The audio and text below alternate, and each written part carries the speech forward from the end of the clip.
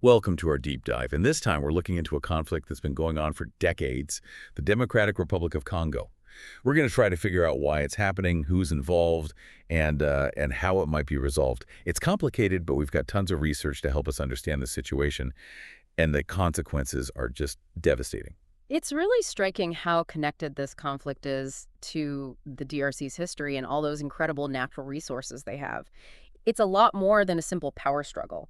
It's a fight for control, driven by things both inside and outside the DRC's borders. Okay, so let's start at the beginning. The DRC became independent from Belgium in 1960, but I don't think things went very smoothly after that. No, not at all. The DRC wanted a peaceful transition, but it was quickly shattered by all these power struggles and political chaos.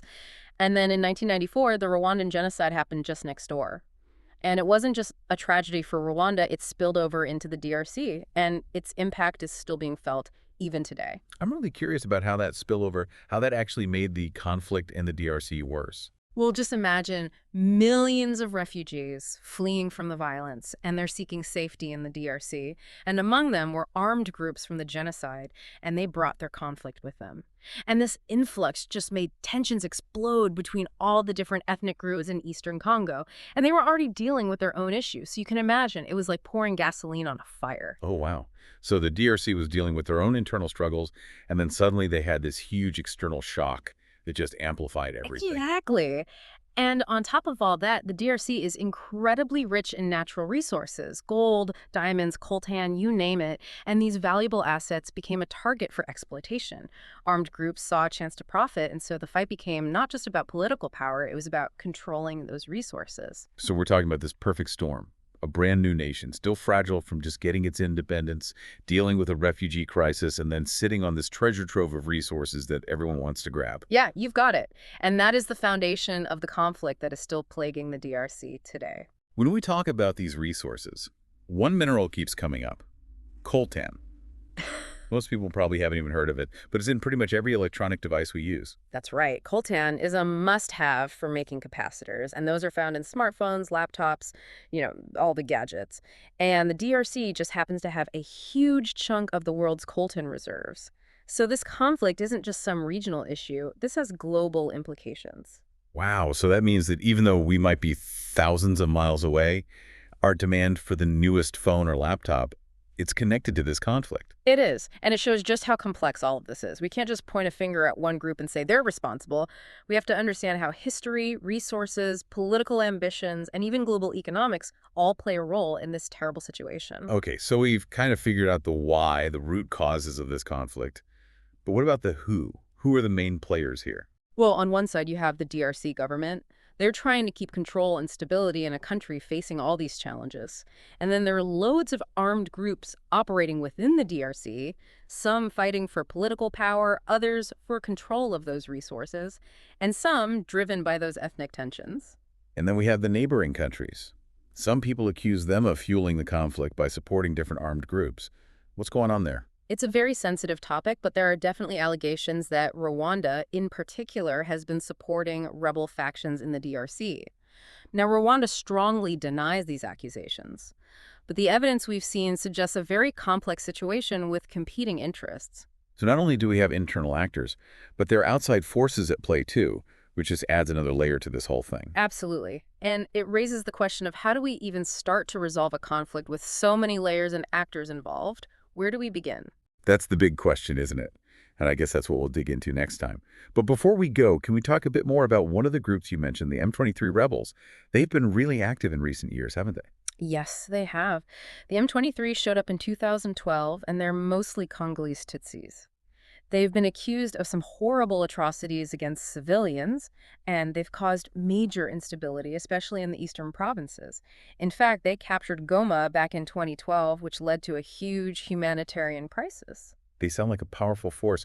What are they trying to achieve? Is it purely about controlling resources, or is there a political agenda there too? It's a mix of both. They say they're fighting for the rights of Congolese Tutsis, but they've also been heavily involved in the illegal mineral trade.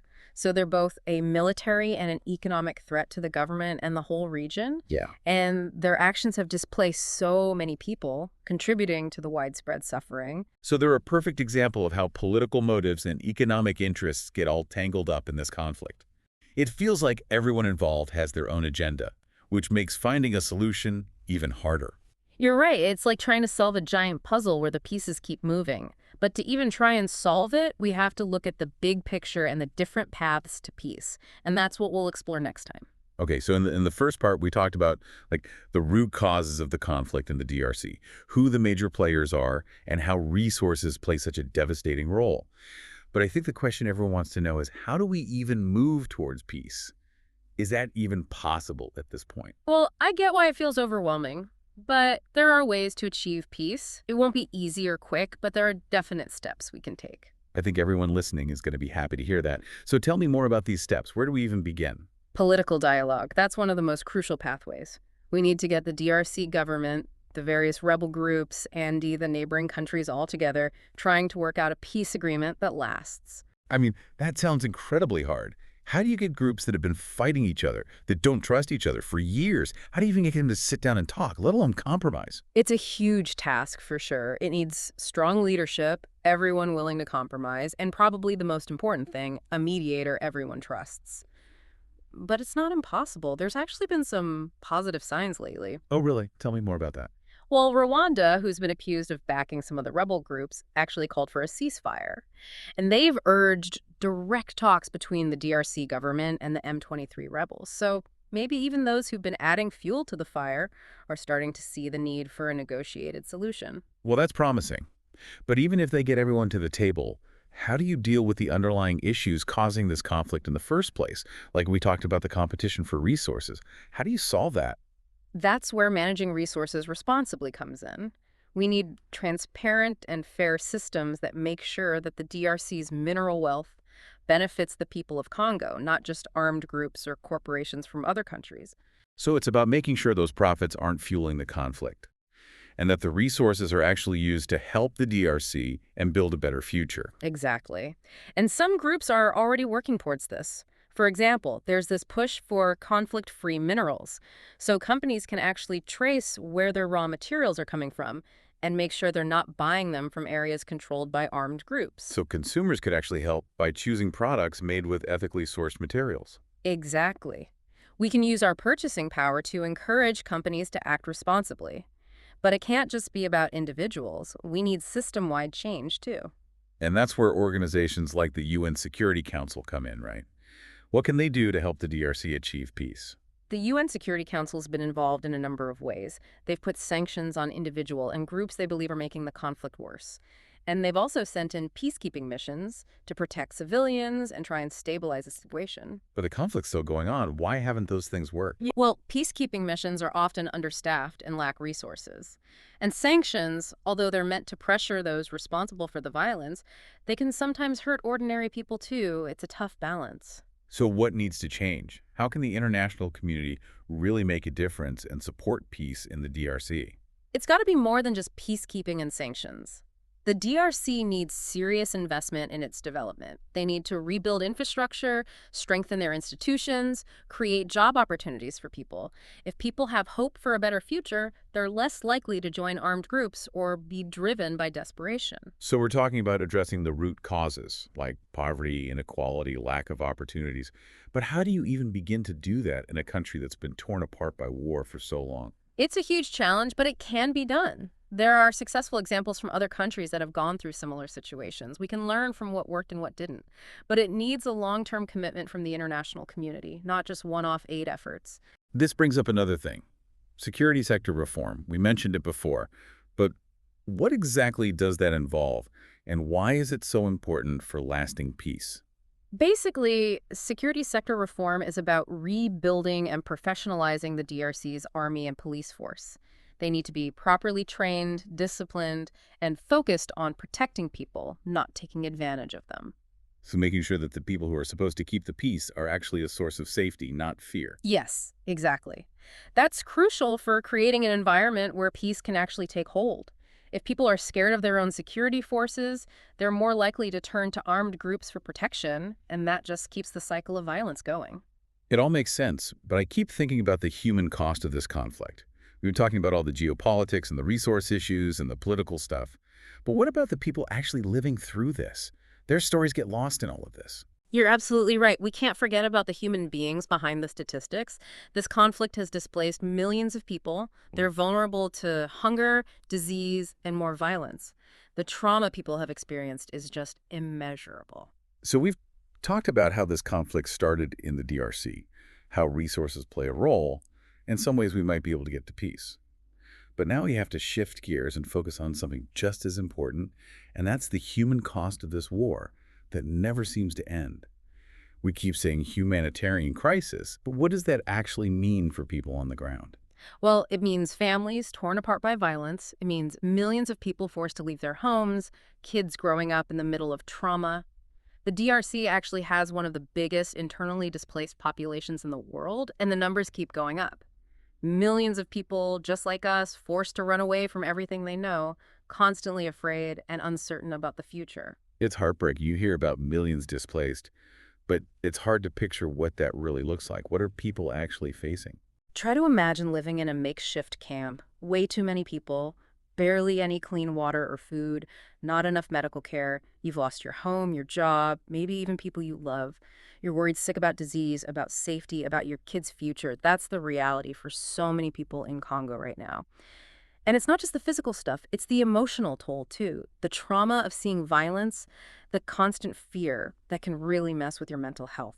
So it's way more than just providing food and shelter. It's about dealing with the deep, long-term damage this conflict causes. Yeah. What are the biggest challenges for aid groups trying to help in this situation? Access is a huge problem. A lot of the worst hit areas are really remote, hard to get to, especially when it rains. And then there's the constant danger of armed groups. They attack aid workers, they block supplies, they make it incredibly risky and challenging. And then there's just the sheer number of people needing help. With so many displaced and not enough resources, how do you even decide who gets help first? Are there certain groups that are especially vulnerable? Women and children always suffer the most in conflicts. They're the most likely to experience violence, to be taken advantage of, to be forced from their homes. And in the DRC, they use sexual violence as a weapon, which leaves these horrible scars on individuals and communities. Aid efforts need to specifically address the needs of women and children.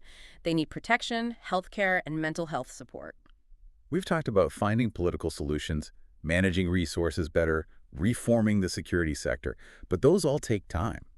What can be done right now to help the people stuck in the middle of this? The most important thing is to give them immediate aid. Food, water, shelter, medical care. Groups like the International Rescue Committee are working so hard to provide these essentials to as many people as they can. But they're always short on funding, always running into logistical nightmares. It's a race against time to save lives and stop things from getting worse. It makes you think about that woman we were talking about before, the one who had to run from her village with her kids. What happens to families like hers? Can they ever rebuild their lives? Can they find some sense of normal after going through something so traumatic? That's where psychosocial support comes in. It's about offering counseling, trauma healing, and different ways to help people cope with the emotional and psychological wounds from war.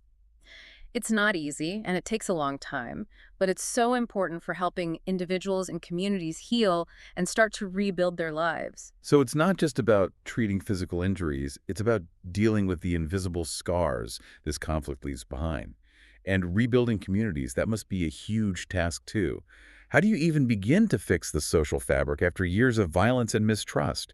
It starts with reconciliation, finding ways for different groups to talk to each other, to understand each other. It's about dealing with the root causes of the conflict, tackling poverty and inequality, those things that breed resentment and division.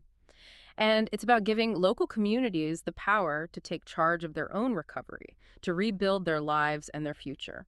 So it's about empowering people from the ground up, realizing that real peace can only happen if the people themselves are the ones driving it. And that requires time, resources, and a lot of commitment. Exactly. There's no quick fix for the DRC. But the important thing is that we don't look away. We have to keep shining a light on what's happening, keep supporting those organizations that are literally saving lives, and we need to hold our leaders accountable for working towards